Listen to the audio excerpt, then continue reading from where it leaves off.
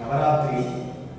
நவராத்திரி அப்படிங்கிறது நம்மளுடைய பாரத தேசத்துல இன்றியமையாத ஒரு பண்டிகையா நம்ம பார்க்கிறோம்.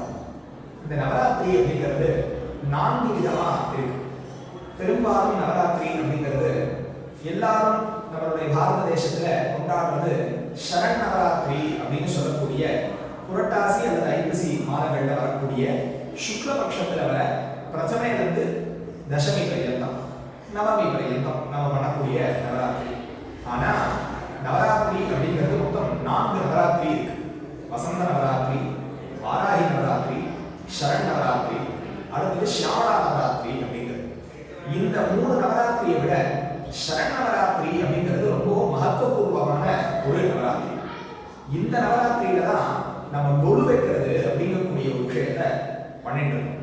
இந்த நவராத்திரியை தான் தேவி மகாத்மியம் அப்படின்னு சொல்லக்கூடிய அம்பாளுடைய மகிமைகளை சொல்லக்கூடிய ஒரு கிரந்தம்.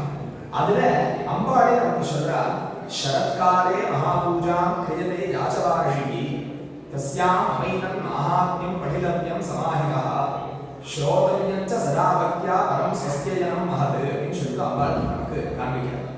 இந்த சரத் ரிது அப்படின்னு சொல்லக்கூடிய இந்த சரண் நவராத்திரியில நீங்க என்ன உத்தேசிச்சு பூஜையோ ஜபமோ ஹோமங்களோ இந்த அம்பாளை பூஜை பண்ணக்கூடிய விஷயங்கள்லாம் பண்ணினா அதனுடைய மகத்துவங்கிறது ரொம்பவும் பெருமையானது. அல்லது மற்ற நவராத்திரிகளோட இந்த நவராத்திரிக்கு கொஞ்சம் மகிமை அதிகம் அப்படின்ற மாதிரி நமக்கு அம்பாள் காண்பிக்கிறார்.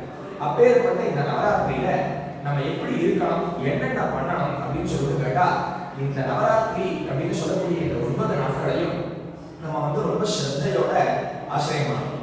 இந்த 9 நாள்ல அம்பாளானவள் துர்கா, லட்சுமி, சரஸ்வதி அப்படிங்கக்கூடிய 3 ரூபங்கள்ல இருக்கா. துர்கா, லட்சுமி, சரஸ்வதி அப்படின்னு சொல்லி சொன்னா அதாவது தாமசம் அப்படின்னு சொல்லக்கூடிய குணம், அதாவது இந்த பூமியினுடைய தன்மை. அதே மாதிரி மகாலட்சுமி அப்படிங்கிறது ராஜசம். அதே மாதிரி சரஸ்வதி அப்படிங்கக்கூடியது சத்வம். அதாவது உடல் ரீதியா நம்ம பண்ணக்கூடிய இந்த உடல் அப்படிங்கிறது இருந்தால்தானே எல்லா செயலும் செய்ய முடியும் இல்லையா? அதுக்கு இந்த உடல் வேணும் அப்படிங்கக்கூடிய தத்துவமா அம்பாளானவள் இங்க துர்கா பரமேஸ்வரியா இருந்திருக்காங்க. அடுத்தது மகாலட்சுமி. மகாலட்சுமி அப்படிங்கக்கூடியவள் எப்படி இருக்கான்னா சக்தி வடிவத்துல இருக்கா.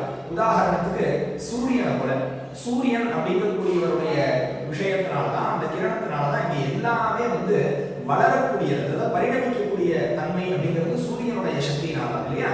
அப்படி மகாலட்சுமி அப்படிங்கக்கூடியவள் பொருளாலயம் அல்லது சம்பாத்தியம் அப்படிங்கிற விஷயத்திலையும் நமக்கு தேவையான எல்லா சௌக்கியத்தையும் நம்ம என்ன சொல்றோம், ஒரு குழந்தை பிறந்தா அது சந்தான லட்சுமி அப்படிங்கிறோம், நல்ல உணவு பொருட்கள்லாம் இருந்தா தானிய லட்சுமி அப்படிங்கிறோம், நல்ல செல்வ செழிப்போட இருந்தா தனலட்சுமி அப்படிங்கிறோம், நல்ல வீரியம் நல்ல பலம் இருந்ததுன்னா வீரலட்சுமி வீரியலட்சுமின்னு சொல்றோம் இல்லையா? ஒரு விஷயத்துல ஜெயம் வெற்றி ஏற்பட்டா ஜெயலட்சுமி அப்படிங்கிறோம் இல்லையா? எந்த ஒரு சௌக்கியமும் நம்ம சொன்னா அது லட்சுமி அப்படின்னு சொல்றோம். அதனால அது சூரியனோட ஒப்பிடப்படுறது. அடுத்தது சரஸ்வதி. சரஸ்வதி அப்படிங்கக்கூடியவள் சந்திரனோட ஒப்பிடப்படக்கூடிய ஒரு விஷயம், அதாவது சத்வம், அதாவது ஞானம், அதாவது இந்த பிறவியினுடைய பரம பிரயோஜனம் என்ன, அம்பாளானவள் நீக்கவர நிறைந்து இருக்கக்கூடிய சக்தி அப்படிங்கிறத தெரிஞ்சுட்டு அம்பாளை ஹிருதயபூர்வமா அவளை வணங்கி அவளை ஸ்தோத்திரம் பண்ணி அவளை அடையறதுக்கு உண்டான ஞானத்தை நமக்கு கொடுக்கக்கூடியவள் சரஸ்வதி இல்லையா? எந்த வித்யா இருந்தாலும் அந்த சரஸ்வதி தான் இல்லையா? அப்பேற்பட்ட சரஸ்வதி உபாசனை அப்படின்ற மாதிரி இந்த 3 விதமான அம்பாள் நமக்கு அனுகிரகம் பண்றார். துர்காவாகவும் லக்ஷ்மியாகவும் சரஸ்வதியாகவும் இருக்கா. அதனாலதான் இந்த துர்கா, லட்சுமி, சரஸ்வதி திரிகுணாத்ம ஸ்வரூபிணியா இருக்கக்கூடிய சண்டிகா பரமேஸ்வரி அப்படின்னு சொல்லக்கூடிய அந்த தேவி மகாத்மியத்தை இந்த நவராத்திரி நாட்கள்ல நம்ம உபாசனை பண்றோம். இந்த தேவி மகாத்மியம் அப்படிங்கக்கூடியது மார்க்கண்டேய புராணத்துல வரக்கூடிய ஒரு விஷயம்.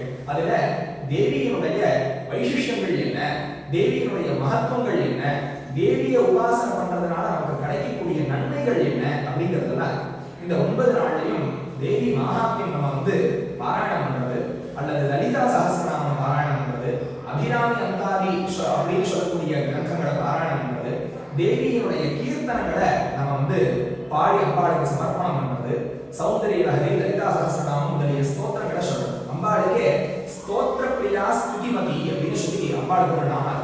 நம்ம அம்பாளுக்கு உபாசனை பண்ணக்கூடியவர்கள் அம்பாளுடைய வைசிஷ்யத்தை ஸ்துதி, அதாவது அம்பாளை பிரைஸ் பண்றது அப்படின்னா நம்ம நம்ம சொன்னோம்னாக்கா அம்பாளுக்கு இது ரொம்ப பிரீத்தியாகுது அப்படின்னு சொல்லப்படும். அம்பாளானவள் யாரு அப்படின்னாக்கா திரிலோக ஜனனின்னு சொல்லப்படும்.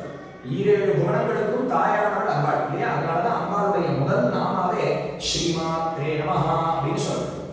லோகத்துக்கெல்லாம் அம்மா யாரு அப்படின்னாக்கா அம்பாள் தான். அப்பேற்பட்ட மகா திரிபுர சுந்தரியை தான் இந்த சரணவராத்திரியில நம்ம உபாசனை பண்றோம். திரிபுரத்தை அதாவது முப்புறம் எரித்த மகாதேவன் நம்ம சொல்றோம் இல்லையா? திரிபுர சம்ஹாரனா இருக்கக்கூடிய பரமேஸ்வரனுடைய சுந்தரி, அதாவது அம்பாள், பரமேஸ்வரனுடைய அம்பாள். அப்பேற்பட்ட அம்பாளை நம்ம உபாசனை பண்றதுதான் இந்த சரண் நவராத்திரி அப்படிங்கிறது. இந்த சரண் நவராத்திரியை நம்ம உபாசனை பண்றதுனால நமக்கு தேவையான இகலோக சௌக்கியமும் சரி, பரலோக சௌக்கியமும் சரி, இங்க வாழும்போது நமக்கு என்னென்ன தேவையோ அதுவும் கிடைக்கும்.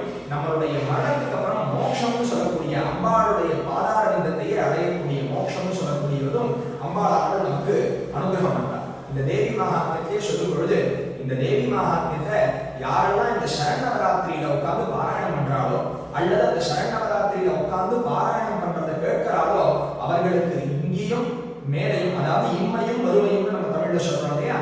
அப்படி இங்க வாழும்போதும் வாழ்வுக்கு பிறகும் அவர்களுக்கு தேவையான அனைத்து சௌக்கியத்தையும் அம்பாளானவள் கொடுக்கிறா அப்படின்னு சொல்லிட்டு தேவி மகாத்மியத்துல அம்பாளே 12வது அத்தியாயத்துல இந்த தேவி மகாத்மியத்தினுடைய மகத்துவத்தை அம்பாள் சொல்றார்.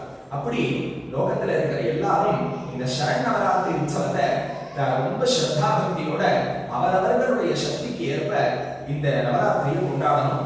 அந்த தேவியினுடைய அனுகிரகத்துக்கு பாத்திரமா